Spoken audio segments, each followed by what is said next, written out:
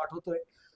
Police आणि याच्यामध्ये मोठं काम जो आहे स्थानिक स्वराज्य संस्थांच्या माध्यमातून, ग्रामपंचायतच्या माध्यमातून होणार आहे. याच्यासाठी सगळे नियोजन जिल्हा परिषदच्या माध्यमातून पण करण्यात आलेलं आहे. आणि सगळ्या ठिकाणी कुठल्याही बेसिकली सतर्कता अगर आपण हे केलं, म्हणजे भरपूर वेळा आपले पश्चिम घाटमध्ये क्लाउड बस्ट सारखी परिस्थिती झाली आधी पण, आणि परंतु त्याच्यामध्ये कुठलेही अपघात झाला नाही. त्याचे मूल कारण असतो की आपण व्यवस्थित नियोजन केलं तर सगळ्या प्रकारचे अपघात आपल्याला टाळता येतात.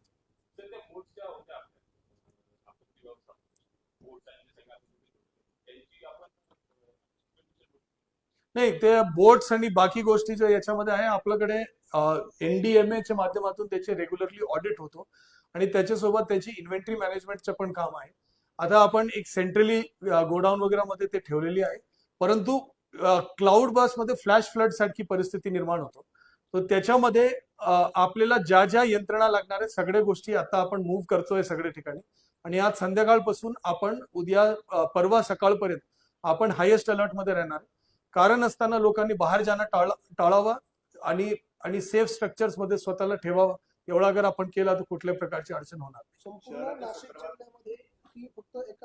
स्पेसिफिक भागमध्ये क्लाउड बस्ट अगर जो होतो, मी आपल्याला एक म्हणजे ज्यावेळी मॉइश्चर लेडन हे जो क्लाउड्स असतो ते म्हणजे डोंगराच्या वरच्या भागात येतो, खाली प्रेशर ड्रॉप होतो. म्हणजे अगर कूल क्लायमेट असेल त्याच्यामध्ये सडन प्रेशर ड्रॉप होतो आणि त्या ठिकाणी सगळे जो म्हणजे वादळ आहे त्या ठिकाणी जेवढा मॉइश्चर त्यांच्याकडे असेल ते हे होतो.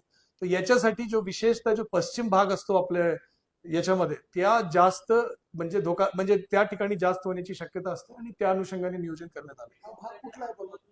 मी जसे आपले सांगितलं इगतपुरी म्हणजे त्र्यंबकेश्वर तालुका मेन आता वॉर्निंग मध्ये आलाय, परंतु त्र्यंबकेश्वरच्या लगेच असलेला जो इगतपुरी तालुका आहे आणि त्याच्या लगेच असलेला जो नाशिकचा तालुका, हे 3 जो ट्राय जंक्शन भाग आहे त्या ठिकाणी मोठा पाऊस आणि त्या ठिकाणी क्लाउड बस्ट मुळे 2 गोष्टी असतो की अगर जोरात पाणी आलं आणि तुम्ही डायरेक्ट ओपन मध्ये अगर असेल, कुठले सपोर्ट स्ट्रक्चर नसेल तर 2-3 प्रकारचे अपघात असतो. बिल्डिंग्स जो वीक स्ट्रक्चर असेल बिल्डिंगच्या तर ते बिल्डिंगच्या छत वगैरे कधी कधी पडतो.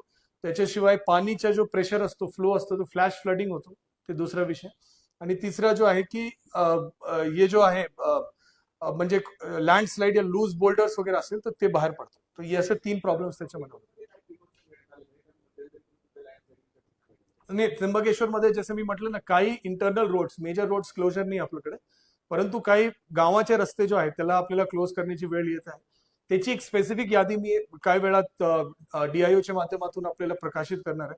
तो रोड क्लोजर्स ज्या ठिकाणी करण्याची गरज आहे ते आपण करणार आहे.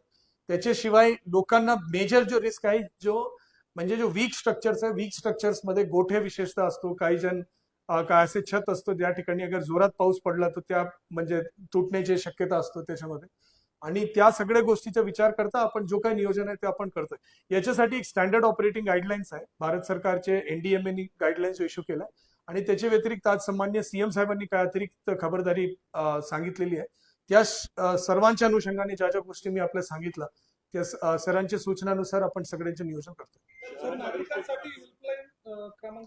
112 नंबर जो पोलीसचा हेल्पलाईन आहे तो फर्स्ट रिस्पॉन्डर असतो आणि कोणाला अगर अपघात झाला तर 108 नंबर अँब्युलन्सच्या, फायर ब्रिगेडला पण आपण कॉल करू शकतो. या तीनोच्या आपण संयुक्तरित्या आपण फर्स्ट रिस्पॉन्स याच्यामध्ये देणार.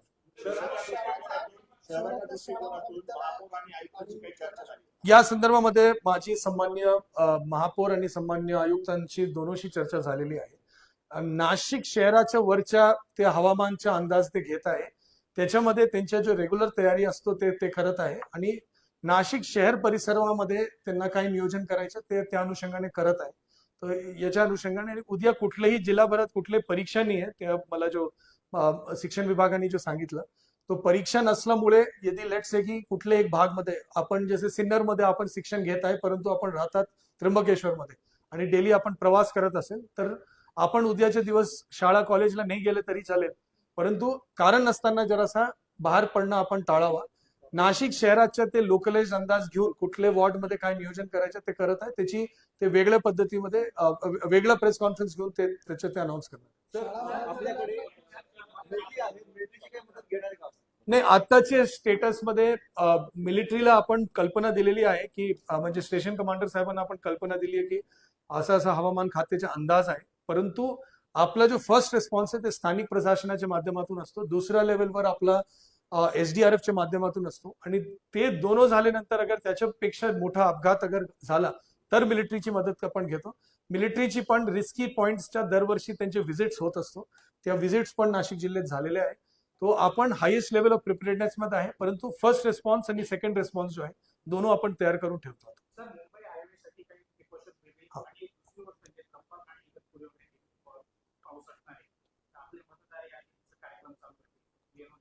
नाही, त्याच्या अनुषंगाने मतदार यादी पुनर्निरीक्षणचा कार्यक्रम तो जुलै महिनाभरात चालू आहे. तो असा काही नाही की ते उद्याच्या दिवशी स्पेसिफिकली काय असा विशेष हे आहे. दुसरी गोष्ट जो आहे की आपला जो समृद्धी महामार्गवर जो अपघात होण्याचा जो प्रमाण असतो, बिकॉज लोक म्हणजे स्पीड मध्ये जातो, हायवे पोलीसला पण कल्पना देण्यात आली आहे की आपण स्पीड लिमिट जो आहे ते जरासं रेग्युलेट करावा, आणि 40 या 50 च्या स्पीड पेक्षा जास्त त्यांचे नॉर्म्स आहे, अलग अलग लोकेशनचे अलग अलग आहे. तो त्याच्या अनुषंगाने त्यांनी योग्य नियोजन योग्य स्तरावर करावा, आणि ते व्यवस्थित डिस्प्ले समृद्धी आणि MSRDC आपल्या स्तरावर करणार आहे. हायवे बंद नसणार नाही, अजिबात कुठलेही मेजर रोड्स आपण बंद करणार नाही. ओनली काही मायनर रोड्स आहे, जो BR ODR सारखे रस्ते आहे, ज्या ठिकाणी म्हणजे ज्या ठिकाणी लूज बोल्डर्स आहे साईडमध्ये, त्या लोकेशन्सला फक्त एक प्रिकॉशन म्हणून आपण काय वेळासाठी, ज्यावेळी पाऊस जोरात चालू असेल या लो लाईन ब्रिजेस असेल, त्या लोकेशनचं फक्त आपण हे करणार आहे. त्याच्यासोबत आपण हे पण DHOच्या माध्यमातून खबरदारी घेतोय की पुढच्या 3 ते 4 दिवसामध्ये जो महिलांचे ड्यू डेट असेल त्या सगळ्या महिलांना हॉस्पिटलमध्ये आजच ऍडमिट करण्याची मोहीम घेतोय. त्याच्यामध्ये काही लोक सहकार्य करत नाही, माझ्या आपल्या माध्यमातून पण विनंती आहे की त्यांनी सहकार्य करावं. नाही, त्र्यंबकेश्वर परिसरचे सगळे जो धार्मिक स्थळ आहे आणि ट्रेकिंग, मी ऑलरेडी सांगितलं की ट्रेकिंगचे स्थळ सगळे आपण बंद केलं.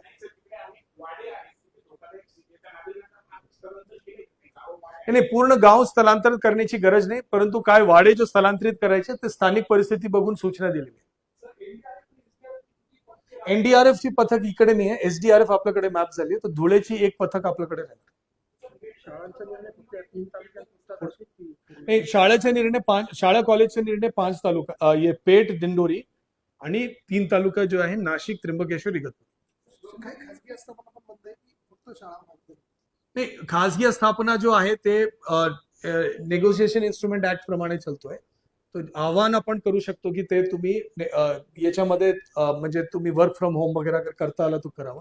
बाजार जो असतो, बाजारपेठ जो असतो, जसे आठवडी बाजार, बिकॉज ग्रामीण भागमध्ये जो बाकी बाजार आहे ते लोकलाइज्ड आहे, परंतु आठवडी बाजारमध्ये परिसरचे लोक येतात. तो आठवडी बाजार आपण उद्याच्या दिवशीच बंद केलेला आहे, आणि त्याची सूचना पण तहसीलदारांनी सगळ्यांच्या माध्यमातून देण्यात आली. गंगापूर धरणात आता पाणी साठा जो आहे तो सध्या तरी कमी दिसतोय, मात्र हा जो एरिया जो आहे तो सगळा त्याचा पाणलोट क्षेत्र आहे गंगापूर धरणाचा. मग गंगापूर धरणाचे दरवाजे नाही, गंगापूर धरणाचे दरवाजे बंदच राहणार. त्याच्या एवढा म्हणजे गंगापूर धरणाचा जो वॉटर होल्डिंग कॅपॅसिटी आहे ते फारसा नाही आहे, म्हणजे फार आहे. तो याच्यामध्ये जो पाऊसच्या पाणी सडनली पण आलं तर 10 to 15% फरक पडणार त्याच्यामुळे. तो त्याच्यामध्ये गंगापूर यासारखा मोठे धरणाला कुठल्याही प्रकारचं आपलं विशेष करण्याची गरज नाही. गंगापूर धरणाचे गेट बंद ठेवून आपल्याकडे जो नाशिक शहरामध्ये जो पडणारे पाऊस आहे त्याचा कंट्रोल आपल्या व्यवस्थितपणे फ्लड कंट्रोलमध्ये करता येतो. जसं मी आपलं आधी सांगितलं, फ्लड कंट्रोलसाठी या एक धरणच्या जो हे गंगापूर धरण आहे यासारखे जो मोठे मेजर डॅम्स असतो ते हेल्प करणार आहे.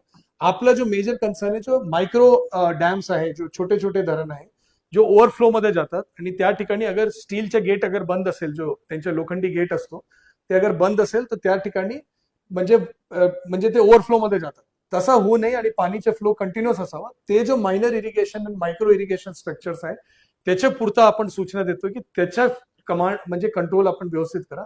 मेजर अँड मीडियम प्रोजेक्ट्सला एवढा इश्यू होत नाही. सर, असे किती आयडेंटिफाय केलेले छोटे छोटे यांच्याकडे बहुत छोटे गाव स्तरावरचे जो आहे ते म्हणजे भरपूर आहे. फॉरेस्ट कडे काय आहे, ZP कडे काय आहे, स्टेट सेक्टरला काय, असे छोटे छोटे. धरण क्षेत्र वगळता बऱ्याच वेळेस पाऊस होतो आणि त्यामुळे गोदावरीला पूर येतो. आतापर्यंत आलेल्या पुरांमध्ये सायखेडा, निफाड हा भाग नेहमी बुडतो. त्या दृष्टिकोनातून आपण तिकडे काही नाही, त्या ठिकाणी आपला आपत्तीसाठी जो आपलं डायव्हर्स आणि बाकी जो आपली यंत्रणा आहे ते त्या ठिकाणी उपस्थित राहणार.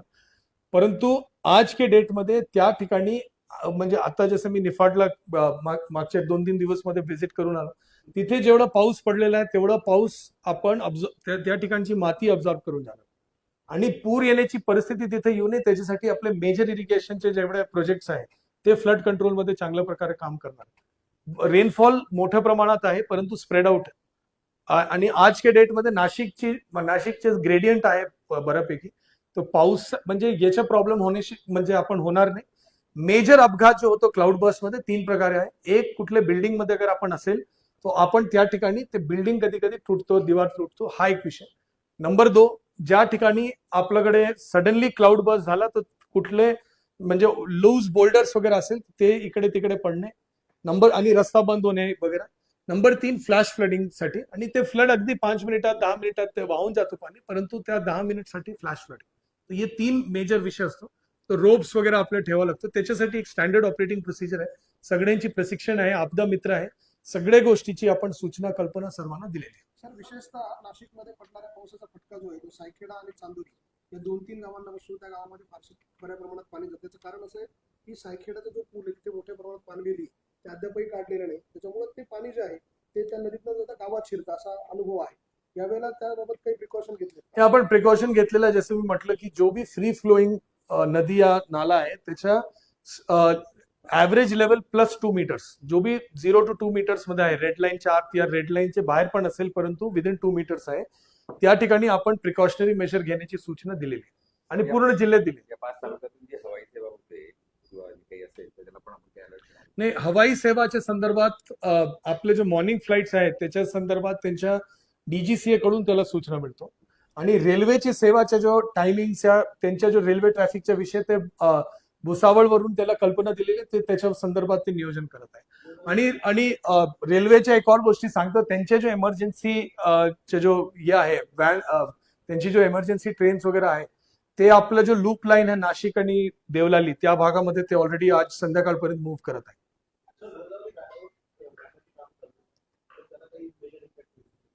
नाही, याच्या गोदावरी घाटाचे जो काम चालू आहे त्याच्याबद्दल कुठले इम्पॅक्ट होण्याची शक्यता नाही. 2 कारण आहे. नंबर 1, याच्यामध्ये पूर्व तयारी त्यांच्याकडून झाली होती आणि दुसरं, जूनच्या महिन्यामध्ये पाऊस पडला नसल्यामुळे त्यांना जास्त वेळ मिळाला. तो त्यांची जो अपेक्षा होती की ते कुठल्या स्टेजवर येऊन काम थांबवणार आहे त्याच्यापेक्षा जास्त बरीच परिस्थिती ते आहे. सर, इगतपुरीचा जो बेल्ट आहे तिथे मध्य रेल्वेचं सेंट्रल आहे, तिकडनं बऱ्यापैकी रेल्वे जे आहे या संदर्भात रेल्वे खात्याला जसं आपल्याला अबाउट 12 वाजता सूचना मिळाली, आपण रेल्वे खात्याला 12:30 पर्यंत कल्पना दिलेली आहे.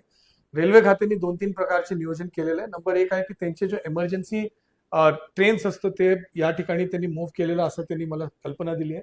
त्याच्याशिवाय त्यांचे पण रेल्वे ट्रॅफिकच्या आणि त्यांचे जो लाईन क्लिअर ठेवण्याच्या संदर्भात जो काही नियोजन असेल, वॉटर मॅनेजमेंट, फ्लड मॅनेजमेंटचं नियोजन असेल, कुठले दगड वगैरे त्यांचे ट्रॅकवर पडलं असेल तर त्याच्या कसं काढायचं त्यांचे नियोजन असेल, ते सगळे गोष्टी ते करत आहे.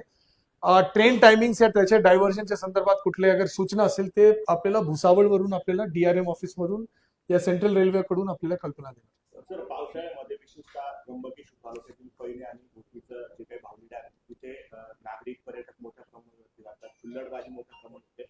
त्या दृष्टीने आगामी काळात काही आपण तशा उपाय याच्या संदर्भात आपण ऑलरेडी 163 BNSS जो आधीच्या 144चा आदेश आहे ते आपण ये जो पर्यटक स्थळ आहे, विशेषतः जो वॉटरफॉल्स असतो, त्याच्याशिवाय जो आपले डॅमचे जो बॅकवॉटर्स आहे, स्पेशली मायक्रो डॅम्सचे बॅकवॉटर्स, बिकॉज तिथे पाणीचे लेवल फार लवकर वाढतं, याच्या संदर्भात आपण ऑलरेडी आदेश निर्गमित केलेला आहे. पोलीस आणि होमगार्डच्या माध्यमातून, आपदा मित्राच्या माध्यमातून तिथे बंदोबस्त पण ठेवणार आहे. परंतु पर्यटकांना माझी विशेष विनंती आहे की आपण या ठिकाणी विशेषतः पुढच्या 48 तासात जाणं पूर्णतः टाळावं. हे सगळं आपण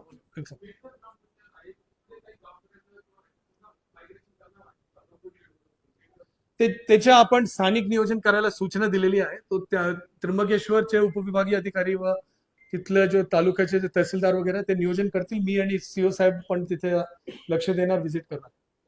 तर त्र्यंबकमध्ये कुंभमेळ्याचे अनेक काम अर्धवट आहेत, रस्ते गटार वगैरे, तर अशा ठिकाणी अपघात घडण्याची शक्यता एरवी पण असते, उद्या जास्त आहे. तर याबाबत काय आपण त्या ठिकाणी जो रस्त्यावर काम, त्र्यंबकमध्ये जवळपास 17 किलोमीटरच्या अंतर्गत रस्त्याचं काम चालू आहे. त्याच्यापैकी ओन्ली 6 किलोमीटरचं काम आता सुरू करण्यात आलंय. त्याच्यावर ऑलरेडी रस्त्याचे डायव्हर्जनचे ऑर्डर्स पण आपण काढलेले आहे आणि लोकांनी तिथे जाणं टाळावा त्याच्यासाठी पण आपण सगळे बॅरिकेडिंग वगैरे लावलंय. परंतु काय लोक ते सगळे बॅरिकेडिंग असताना काय लोक काय करतात की तिथे म्हणजे रिकामी दिसतो म्हणून तिथे लोक जातात, बॅरिकेडिंग म्हणजे त्याच्यावर छलान करताना ते तिथे जातात आणि फिर कधी कधी आपल्याला सूचना मिळतो की ते काहीतरी चिखळात अडकले वगैरे वगैरे. तर असं कृपा करून करू नये आणि उद्याच्या दिवशी त्र्यंबकेश्वर शहरामध्ये गर्दी होऊ नये या गोष्टीचा विचार करता आपण आजपर्यंत त्र्यंबकेश्वर देवस्थानला कुठल्याही परिस्थितीत मध्ये म्हणजे बंद करण्याचा निर्णय आजपर्यंत कधी घेतला नाही. मागणी असताना घेतला नाही क्योंकि आपण आपल्याकडे गर्दी नियोजन आणि नियंत्रणाचं पूर्ण नियोजन आपल्याकडे आधीपासून होता.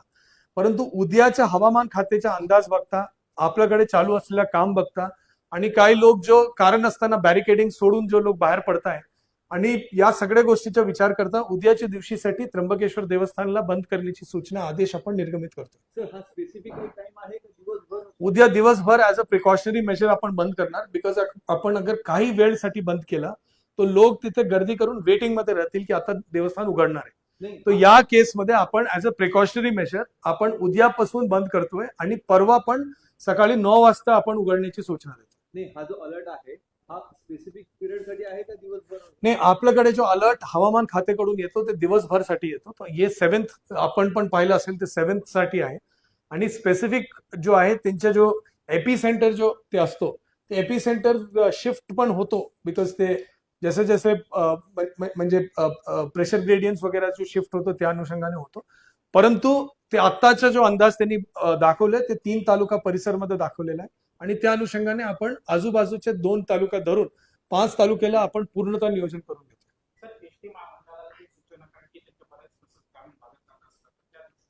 एसटी महामंडळाला पण आपण सूचना देतोय की त्याच्यामध्ये जो बस रूट्स आहे ते ओनली मेजर रोड्सवर ठेवावा आणि कारण असताना आपण हे टाळावा. परंतु पूर्णतः बसेस बंद करण्याची अजिबात सूचना आपण देत नाही.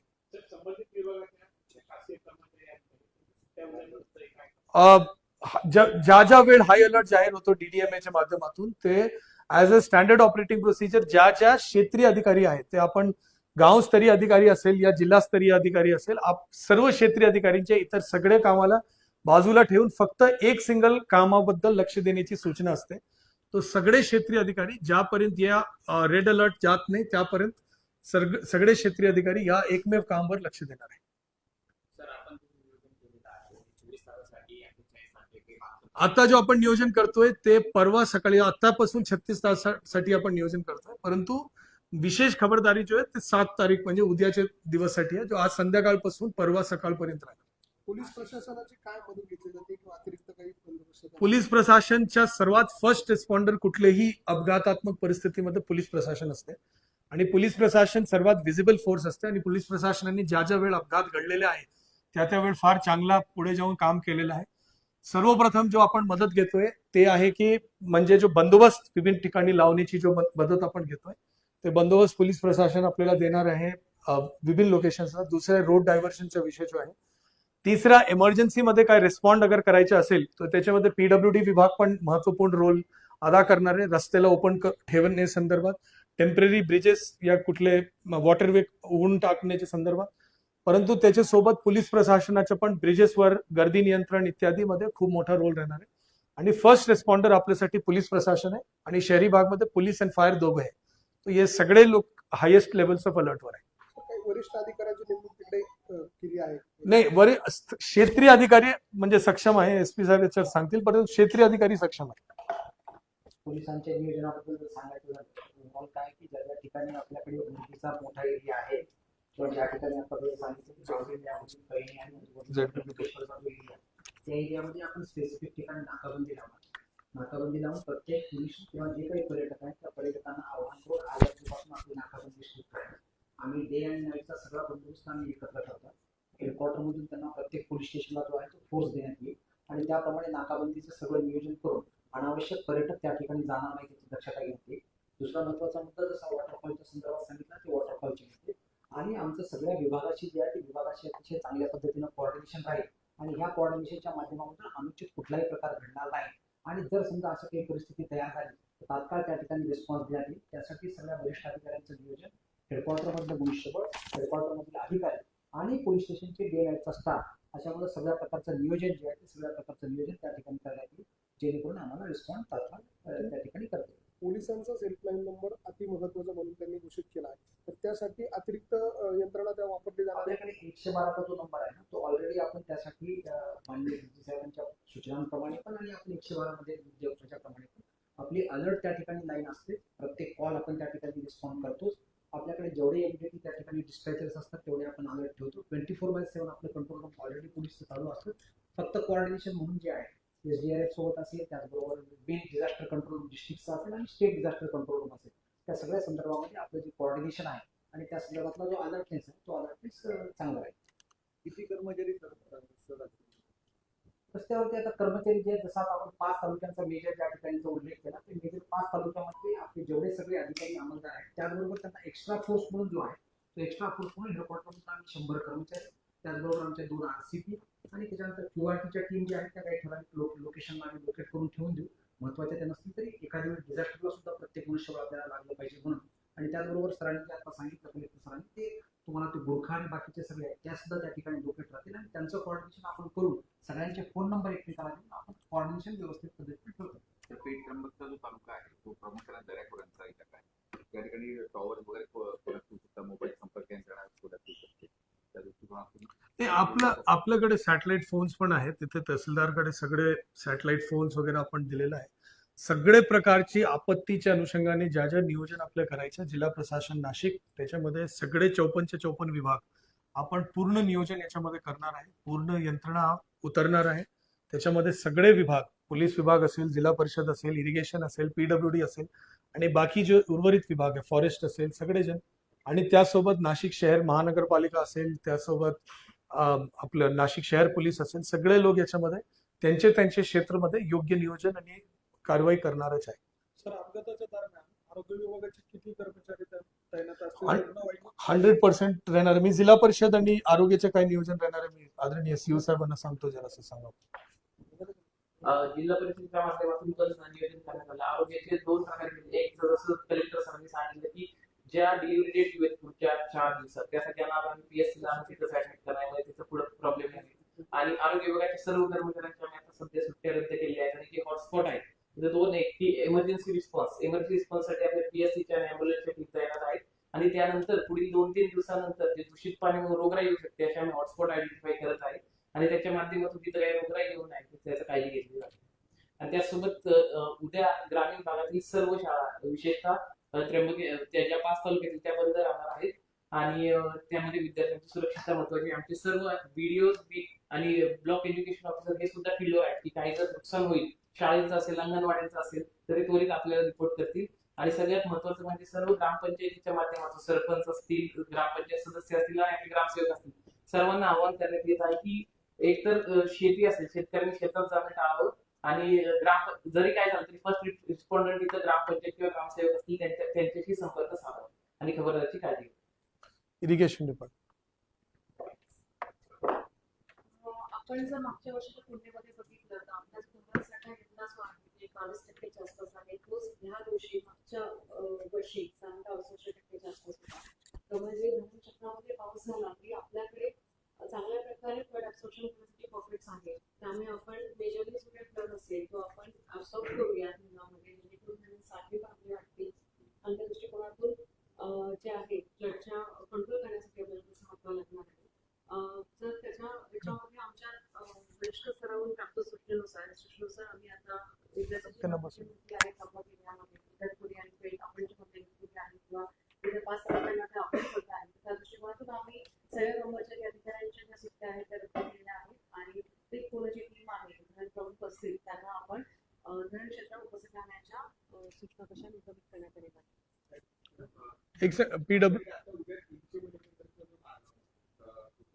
इशारा मुख्यमंत्र्यांनी सांगितलं.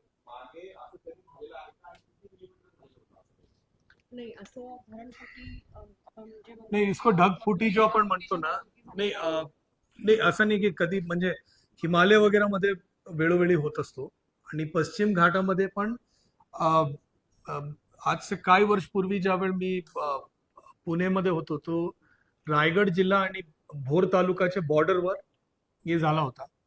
म्हणजे ते नियर क्लाउड बस्ट ते म्हणत होते बिकॉज 250 mm पाऊस अबाउट 1 तासाच्या आतमध्ये पडला होता. इथे मुख्यमंत्री नाशिक जिल्ह्यामध्ये माझ्या माहितीनुसार आजपर्यंत मुख्यमंत्र्यांनी जो अंदाज व्यक्त केलाय तो 300 मिलीमीटरचा दिलाय. ते क्लाउड बर्स्टचा जो डेफिनेशन असतो ते 300 मिलीमीटरचा असतो. सरांनी जो सांगितलं क्लाउड बर्स्ट होण्याची शक्यता आहे आणि सरांचा जो अंदाज जो त्यांनी सरांनी व्यक्त केलाय ते हवामान खात्याचा जो अंदाज प्राप्त आहे त्याच्यासोबत आपलं SDRF NDRF चे जो विभिन्न क्लायमेट मॉडेलिंग असतो वेदर मॉडेलिंग त्याच्या अनुषंगाने आहे. ते बेसिकली प्रेशर ड्रॉप किती होणं अपेक्षित आहे त्या अनुषंगाने असतो. तर त्या गोष्टीच्या तुम्हाला एक्झॅक्ट एपिसेंटर जो आहे ते आपल्याला आज संध्याकाळपर्यंत समजेल. परंतु आपल्याकडे म्हणजे शक्यता आहे म्हणजे ती आपण पूर्ण तयारी 5 तालुक्यात करतोय जो आउटलाईंग एरिया पण असणार आहे. बिकॉज क्लाउड बस पूर्ण क्षेत्रात नसतोय. ते about 10 say 15 square kilometre 20 square kilometre या एरिया मॅक्सिमम असतो त्याच्या आणि त्याची भरपूर टेक्निकल स्टडीज ऑलरेडी आहे त्या अनुषंगाने. परंतु आपण तयारी यामुळे करतोय क्योंकि ते अगर एपिसेंटर नसेल तरी त्याच्या आउटलाईंग एरियाजमध्ये जोरात पाऊस पडतो. ते 300 mm पडलं नसेल तरी अबाउट 60 70 80 90 एवढे MM पडतो. दुसरं आहे की त्यामुळे जो येणारे पाणी आहे ते कुठे ना कुठे येऊन ते शिरतो. तर या अनुषंगाने आपण पूर्ण क्षेत्राने एपिसेंटर शिफ्ट होण्याची शक्यता असतो. तो या एपिसेंटर शिफ्ट होत असल्यामुळे जो पूर्ण रिजन ऑफ कन्सर्न आहे त्या पूर्ण रिजनवर आपण लक्ष देतो. सो दॅट असं नाही होणार पाहिजे की आपण इगतपुरी पुरता तयारी केलं या त्र्यंबक पुरता तयारी केला आणि ते एपिसेंटर शिफ्ट झाला लेट्स से पेटला. तो आपण इसलिए इगतपुरीला सेंटर मानून दोनों तालुके आजूबाजूच्या घेतो आणि समोरच्या पण नाशिक तालुका घेतो आणि दिंडोरी पण घेतो. आजवर किती हायेस्ट असा रेनफॉल झालेला आहे का? ते डेटा मी आपल्याला अधिकृतपणे काढून आपल्याला उपलब्ध करतो. तर मागच्या वेळेस रात्री असा अचानक कोटी दिवस पाऊस झाला होता आणि त्यामुळे इंदापूर धरणाचे दरवाजे अचानक उघडा आणि त्यामुळे नाशिक शहरात पूर आला होता. पूर्ण नाशिक शहरात पाणी निघतं. तर असं जर एपिसेंटर उद्या धरण पांडव क्षेत्रात आलं जसं गंगापूरमध्ये असेल दारणामध्ये असेल तर मला आपल्याकडे ना ही फ्लड कंट्रोलची एक पूर्ण मेकॅनिझम आहे की किती स्पीडमध्ये पाणी येतो आणि किती स्पीडमध्ये त्याचे गेट ऑपरेशन शेड्युलिंग असतो. तो गेट ऑपरेशन शेड्युलिंग जो म्हणजे आता बऱ्यापैकी बिकॉज आता स्टेट आपल्याकडे टेक्नॉलॉजी मोठ्या प्रमाणात इरिगेशन डिपार्टमेंटने घेतलेला आहे. तो आता बऱ्यापैकी ते व्यवस्थित मॉनिटर होतो. स्काडा आणि central water commission Godavari interstate नदी असल्यामुळे CWC ची पण मॉनिटरिंग असते. तर CWC चे मॉनिटरिंग आणि त्याच्यामध्ये कुठल्याही मॉडेलमध्ये असं दिसत नाही की अगर सतत पाऊस पण 5 दिवस पडत असला तरी यांना आज के डेटमध्ये गेट उघडण्याची गरज आहे. म्हणजे जो आजचा जो अंदाज आहे मला जो समजते मला जो फीडबॅक आहे गायडन्स आहे त्याच्यामध्ये पुढच्या 20 दिवस पण आपला जो पावसाचा अंदाज आहे त्याच्यामध्ये या पूर्ण जुलै महिन्यामध्ये मला नाही वाटते की यांचा गेट उघडणार. आत्ताच आपल्या दाण्याचा साठा जो आहे तो 7% आहे आणि गंगापूरचा 33% आहे. तो फक्त आपल्याकडे बरंचसं फ्लड पॉकेट्स आहेत जे आपण ऍक्सेप्ट करू शकतो. त्यामुळे तसं पाणी इथे सुटण्याची गरज नसणार नाही आणि आपण रिझर्व ऑपरेशन जे असतं ते आपण त्या दिवसावर चालत असतो. 1 ते 15 जून 15 जून ते 30 जून अशा पद्धतीने आपल्याला किती जवळजवळ आणि आपण त्यानुसार आपण धरण साठा आपण जो सोडतो त्या गाईडलाईननुसार आपण करत असतो. तर ते सध्या त्याची गरज नाही आजच्या डेटला. नाही माझी फायनली एवढं सांगायचं सर्वांना की अजिबात घाबरण्याची काय गरज नाही. फक्त सतर्कता सर्वांनी बरखावा. आपल्याकडे आज के डेटमध्ये ओनली जो 3 प्रकारचे रिस्क असतो ते आहे की म्हणजे लँड स्लिप म्हणतो त्या ठिकाणी दगड वगैरे ते रस्त्यावर या कुठल्या घरावर येण्याची शक्यता असते. अगर हिल स्लोप असेल तर त्या ठिकाणी येण्याची शक्यता असते. लूज बोल्डर्स असेल तर येण्याची शक्यता. दुसरा जोरात पाऊस पडला यदि आपलं छत कुठल्या कारणमुळे कमजोर असेल या कुठले दिवार कमजोर असेल तर ते कधी कधी घसरतो. ते आपल्याला लक्ष द्यायला पाहिजे. तिसरा जो रिस्क असतो जो फ्री फ्लोईंग नदीचा भाग आहे त्या भागामध्ये फ्लॅश फ्लडिंगच्या शक्यता असतो. या 3 गोष्टीची अगर खबरदारी सर्वांनी घेतला तर कुठल्याही प्रकारचा अपघात ना व्यक्तींच्या ना जानवरांच्या ना कुठल्या प्रॉपर्टीच्या अपघात होण्याची शक्यता आहे. इतर जो सर्व खबरदारी आहे ते आपण खबरदारी बरखण्यासाठी जो 7-8 मुद्दे जो मी सांगितलं सर्व प्रकारचे खबरदारी आपण बरखणार आहे. आणि नाशिक जिल्हा प्रशासनाने सन्माननीय मुख्यमंत्री महोदयांच्या निर्देशानुसार आपण एक्स्ट्रा खबरदारी घेतोय. अबाउट 5 तालुक्याची खबरदारी घेतोय आणि त्या घेण्याचे मूळ कारण आहे की याच्यामध्ये म्हणजे कुठल्याही परिस्थितीमध्ये यदि एपिसेंटर शिफ्ट पण झाला तरीही आपण लास्ट मिनिटचा धावपळ होणार नाही याच्यासाठी आपण 5 तालुक्याची खबरदारी घेतोय. ओव्हरऑल पूर्ण पश्चिम घाटामध्ये आपण अलर्टवर आहे. पूर्ण जिल्ह्याचे सगळे ठिकाणी म्हणजे निफाडचा भाग असेल तरी त्या ठिकाणी आपलं पूर्ण जिल्हा अलर्टवर आहे. परंतु 5 तालुका हायेस्ट अलर्टवर आहे. एवढं बोलून या भागाच्या प्रेस कॉन्फरन्स मी संपवतो. फक्त एकच लाईन मला SIR च्या संदर्भात सांगायचं आहे. SIR मध्ये 51,04,458 एवढे मतदार आहे. आज सगळ्या ठिकाणी काम सुरू झालेलं आहे. सर्वांना माझी विनंती आहे की ऑनलाईन इन्युमरेशन फॉर्म पण उपलब्ध आहे. आपण ऑनलाईन इन्युमरेशन फॉर्म अगर आपण भरून दिला तरी आपलं काम लवकर पूर्ण करता येईल. माझी सर्व लोकांना विनंती आहे की ज्यावेळी BLO आपल्याकडे आले त्यावेळी ताबडतोब आपण माहिती तपासून द्यावा आणि कुठल्याही प्रकारची अडचणी येऊ नये. मी सगळ्या तालुक्याला भेट देऊन आलोय. एक नांदगाव फक्त शिल्लक आहे, ते उद्या जाणार होतो परंतु उद्या नंतर जातो. माझी सर्वांना विनंती आहे की योग्य रीती, पारदर्शक रीती, कुठल्याही प्रकारची अडथळा न येता, कुठल्याही प्रकारच्या अफवा या तक्रारच्या बळी न पडता आपण या पूर्ण प्रक्रियेला पार पडू. माझी सर्वांना विनंती की याच्यासाठी सर्व लोकांनी, सगळ्या गावकऱ्यांनी याच्यामध्ये मोठ्या प्रमाणात सहकार्य करावं. शेवटचा विषय फक्त SIR मध्ये आहे. अजूनही काही राजकीय पक्षांनी सर्व BLA ची अपॉइंटमेंट केलेली नाही आहे. बूथ लेवल एजंटची प्रत्येक राजकीय पक्षांना 4,919 एवढे BLA ची अपॉइंटमेंट करणं अपेक्षित आहे. कुठल्याही राजकीय पक्षांनी आतापर्यंत 4,919 BLA ची अपॉइंटमेंट केलेली नाहीये. सर्व राष्ट्रीय, राज्य व स्थानिक स्तरावर RUPP जो आहे त्या सर्वांना माझी विनंती आहे की आपण ताबडतोब BLA ची अपॉइंटमेंट करावा, जेणेकरून अचूकपणे SIR ची प्रक्रिया पार पडते. सर, शाळा ओस पडलेल्या आहेत, शिक्षकच नाही शाळांमध्ये. 36 शैक्षणिक वर्ष सुरू झाले. नाही, याच्या संदर्भामध्ये माझी सर्वांना विनंती आहे, सगळे शिक्षकांना आपलं काम सांभाळता हे काम करता येतो. सकाळी संध्याकाळी यदि आपण घराला भेट म्हणजे शाळेला भेट दिली ते पण आपण मॅनेज करू शकतो. काही शैक्षणिक संघटनांच्या, शिक्षक संघटनांची मागणी होती की शाळेची वेळ जरासा बदल करण्यात यावा, जसे काही जिल्ह्यांनी केलाय. मी सन्माननीय CO साहेब आणि मनपा आयुक्त मॅडमला विनंती करतो की त्यांनी याच्याबद्दल विचार करावा. परंतु याच्या संदर्भात अगर आपण बिकॉज मेजॉरिटी लोक सकाळी संध्याकाळी मिळतोय, असिस्टंट BLO आपण दिलेला आहे. तर या सगळ्या गोष्टीचा अगर आपण विचार केला, एक फॉर्म भरायला आपण 30 ते 40 सेकंड लागतो.